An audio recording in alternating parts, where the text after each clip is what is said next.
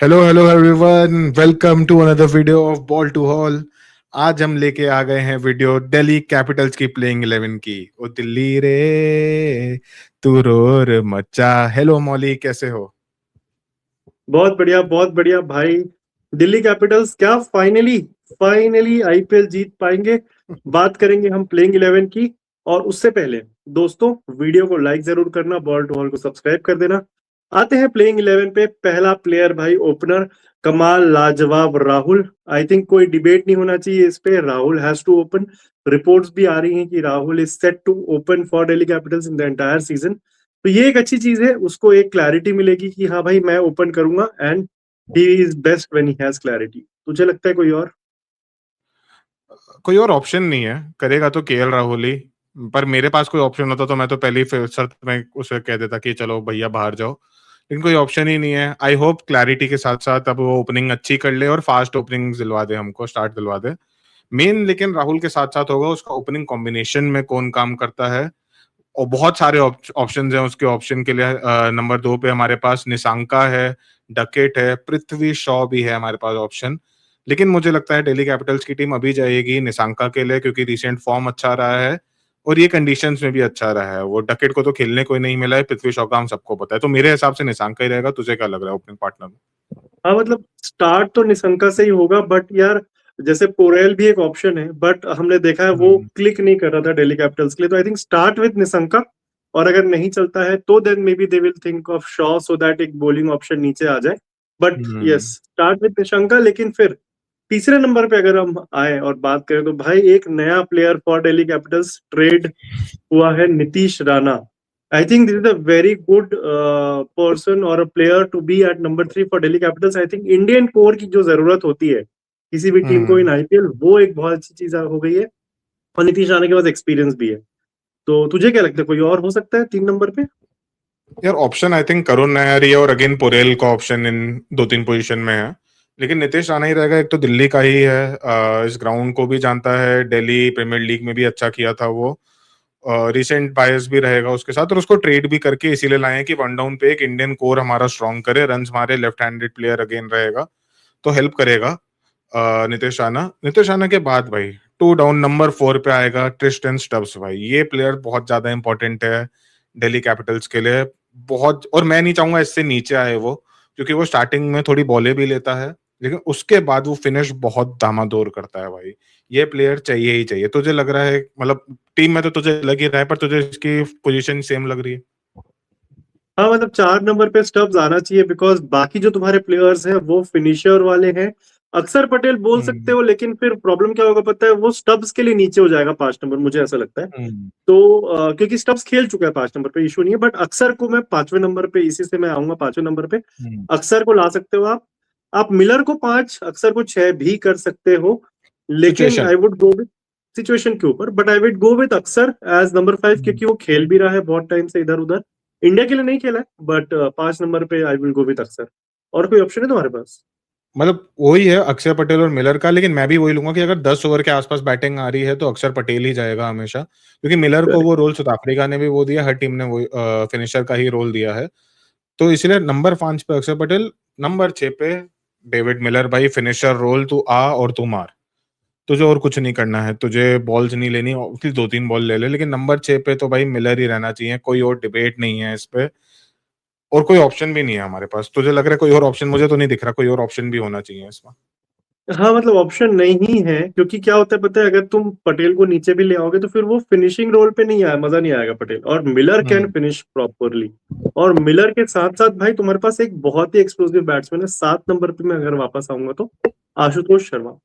भाई आशुतोष शर्मा को पंजाब ने 2 साल पिछले साल क्यों रिलीज किया, मुझे आज तक समझ नहीं आया। दिल्ली के लिए उसने अच्छा किया है, पहला मैच जिताया हम्म। था against CSK, if you remember. उसके बाद ऊपर नीचे रहा था, but I think this is a season for Ashutosh. Miller जैसा हम्म। एक उसको प्लेयर मिलेगा जो उसको मेंटर करेगा। तो 7 नंबर पे मुझे आशुतोष दिख रहा है, फिक्स है। हाँ। तुझे लग रहा है कोई सात और? पे हम्म, 7 पे तो आशुतोष ही रहेगा, उस पे कोई डाउट नहीं है। कोई डिबेट नहीं है उस पे। फिनिशिंग का अगेन वो रोल उसका और मिलर का सूटेड है वहां पे। उसके बाद हमारे पास समाओ भाई 8वें नंबर पे भी हमारे पास बैटिंग की भी बात करो, और अब अगर हम अपने बॉलर्स पे भी आए तो विपराज निगम जो हमारा ऑलराउंडर, पहला ऑलराउंडर है, जो भाई उसने लास्ट सीजन आतंक मचा दिया था बैटिंग के साथ, कि भाई इतनी बढ़िया प्लेसमेंट्स के साथ शॉट मार रहा था, किसी ने एक्सपेक्ट नहीं किया था, किसी को पता नहीं था। तो यहां तक हमारी बैटिंग है, और ये ऑब्वियसली बॉलिंग भी, स्पिनिंग हमारा ये देख लेगा। वन ऑफ द 3 स्पिनर्स अक्षर पटेल आ गया 8 पे विपराज निगम, इससे नीचे विपराज निगम जाना भी नहीं चाहिए। तेरा इसमें क्या कहना? नहीं मतलब ये तो वो ये ब्रिज है तुम्हारा 8 नंबर पे विपराज निगम बॉलर्स और बैटर्स के बीच का, और ये बहुत अच्छा ब्रिज है क्योंकि इसने पिछले साल दिखा दिया जिस तरीके की बैटिंग ये कर सकता है। और गन फील्डर, बॉलिंग भी बहुत अच्छी है इसकी। आई थिंक दिल्ली के लिए फाइंड ऑफ द सीजन था लास्ट ईयर, तो 8 नंबर इसकी फिक्स है। फाइंड ऑफ द सीजन से मैं आऊंगा 9 नंबर पे, भाई आकिब नबी। I think one of the most anticipated player of this season overall IPL में रहेगा आकिब नबी। जिस तरीके से इसने रणजी में भी किया है, मुझे अभी भी गूज़बम्प्स आ रहे हैं इसके बारे में बात करते हुए। आकिब नबी आएगा तुम्हारा 9 नंबर पे। सारी निगाहें रहेंगी, ये देखना होगा mainly bowling point of view से कि कैसा करता है आईपीएल में, और यहां से आगे what next for Aqib Nabi. I don't think तुझे लग रहा होगा कि कोई और आ सकता है 9 नंबर। हाँ, तो ऑब्वियसली मतलब जो प्लेइंग 11 का जिस हिसाब से हम जा रहे हैं, तो आकिब नबी तो रहेगा ही, हमने अच्छे पैसे देके भी खरीदा है, और उसकी थोड़ी बहुत बैटिंग भी आती है, तो ऑब्वियसली वो स्टार्क और कुलदीप के पहले आएगा, तो आकिब नबी रहना ही है इस पोजीशन में। लेट्स सी कैसा रहता है, क्योंकि हम सब ने टेस्ट परफॉर्मेंसेस पे जज करा है इसको अभी। मैंने बहुत ज्यादा उसकी नहीं देखा कि उसने जम्मू कश्मीर के लिए T20 वगैरह में क्या किया है। कोई कमेंट्स में बताना चाहे तो जरूर बताना, इसके T20 स्टैट्स कैसे रहे हैं। यहाँ पे तो आकिब नबी रहेगा। उसके बाद भी हमारे पास एक थोड़ा बहुत डिसेंट बैटिंग कर सकता है मिचेल स्टार्क नंबर 10 पे, और पेस बॉलिंग तो उसी को देखनी है हमारी। ओपनिंग स्पेल भी है, death over spell, opening spell सबसे ज्यादा, क्योंकि ये सबसे ज्यादा इंपॉर्टेंट अपना और सबसे ज्यादा बेस्ट ओपनिंग स्पेल्स में होता है। तो 10 नंबर पे मिचेल स्टार्क। हाँ मतलब अगर स्टार्क नहीं है देन एनडीडी आएगा, बट स्टार्टिंग तो स्टार्क से ही होना है भाई, क्योंकि ऑस्ट्रेलिया हमें पता नहीं हेजलवुड और कमिंस का इशू हो गया, तीसरा उनका ट्रिनिटी का बंदा आ रहा है नहीं आ रहा पता नहीं, बट अगर स्टार्क आ रहा है then there is no question about it, मतलब बात करना भी बेकार है। 11 नंबर पे भाई आएंगे, अभी अभी शादी हुई है, कुलदीप यादव। तो कोई बात नहीं है, इट्स लाइक इंडिया के लिए खेलता है भाई, अक्षर पटेल, कुलदीप यादव, प्रीमियम स्पिनर तो तुम्हारे पास देखा जाए तो 11 नंबर तक तो यहाँ सेट है, कोई इशू नहीं है। इम्पैक्ट की बात करो तुम। इम्पैक्ट देखो, जैसे ये हम लोग सारी टीम्स उस हिसाब से बनाएंगे कि बैटिंग फर्स्ट कर रहे हैं, तो बॉलर हमें इम्पैक्ट प्लेयर चाहिए। तो दिल्ली का वो रहेगा T Natarajan, at least for the starting, क्योंकि वो बहुत इंपॉर्टेंट सीजन है इसके लिए, नटराजन के लिए। या यॉर्कर स्पेशलिस्ट, डेथ ओवर जो मैंने बोला था कि स्टार्क को अगर टॉप ओवर्स देखने हैं, तो नटराजन को वो रिस्पॉन्सिबिलिटी अब डेथ ओवर्स में लेनी पड़ेगी इस टीम को, क्योंकि हमारी जो गंगा इसी में बह गई थी कि भाई डेथ ओवर में कुछ भी रन खा रहे थे। तो नटराजन बहुत इंपॉर्टेंट है, और इम्पैक्ट प्लेयर मेरे हिसाब से और कोई ऑप्शन भी नहीं है, क्योंकि स्क्वाड में शायद इतना डेथ नहीं है ऑप्शंस में, तो नटराजन बेस्ट ऑप्शन है इसमें इम्पैक्ट प्लेयर। हाँ मतलब अगर नटराजन इंजर्ड नहीं है तो वो तो, अगर बॉलिंग पहले कर रहे हो तो वो टॉप स्टार्टर है, और फिर आशुतोष आएगा मे बी ये इम्पैक्ट है, but Natarajan is a premium bowler भाई, उसकी इंजरीज की इशू रही है। सोचो तुम डेप्थ की बात कर रहे हो, मुकेश कुमार को इस टीम में जगह नहीं मिल रही है बिकॉज ऑफ आकिब अच्छी नबी, बात तो आई थिंक तुम्हारे पास ऑप्शंस तो हैं। अच्छी बात है, थोड़े नहीं मिल रही बहुत उसको। अच्छी बात है, वो अलग बात है, मुकेश मैग्रा को नहीं मिल रही जगह। But yes, Natarajan is a very good impact player, और उसके लिए बहुत इंपॉर्टेंट सीजन रहेगा ये। बाकी रेटिंग क्या है दुबे तेरी इस स्टार्टिंग 11 की फॉर दिल्ली कैपिटल्स? पहले तू बता, मेरी तो टीम है, मैं तो ज्यादा ही दूंगा, पहले तू बता क्या रेटिंग। मतलब मुझे क्या लग रहा है पता है, मैं दिन भर सोच रहा था टीम में इंडिविजुअल्स आर ब्रिलियंट, सारे प्लेयर्स अच्छे हैं, मुझे लगता है एक लीडर की कमी है, वो अक्षर पटेल एज अ कैप्टन मुझे थोड़ा सूट नहीं कर रहा है। तो बट प्लेइंग 11 और प्लेइंग 12 को तो भाई मैं I will give somewhere around 8.5।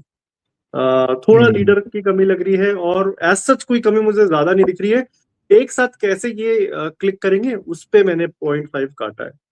मेरा डाउट खाली अपने 1 2 3 पे है, क्योंकि पता नहीं, मैंने उनको consistently at this level perform करते हुए नहीं देखा। मतलब राहुल को मैं परफॉर्मेंस में तो स्ट्राइक रेट और वो दोनों से बोल रहा हूँ, और निशांका और नितिन राणा को कंसिस्टेंसी आईपीएल में जो देखना है मुझे, तो हाँ वो वहां भी मुझे है। डाउट है, तो इसीलिए मैं 8 रेटिंग दे रहा हूँ दिल्ली को, क्योंकि लास्ट टाइम मैंने मेरा बहुत ज्यादा दी थी, तो इस बार थोड़ी कम दे रहा हूँ कि 8 बहुत है दिल्ली कैपिटल्स के लिए। गाइस, आप लोग कमेंट में बताओ आपको दिल्ली कैपिटल्स की स्टार्टिंग 11 प्लस इम्पैक्ट प्लेयर कैसा लग रहा है। Do let us know in the comment section, Delhi Capitals जरूर मचा पाएगी कि नहीं। Come on Delhi, let's go Delhi. Thank you so much.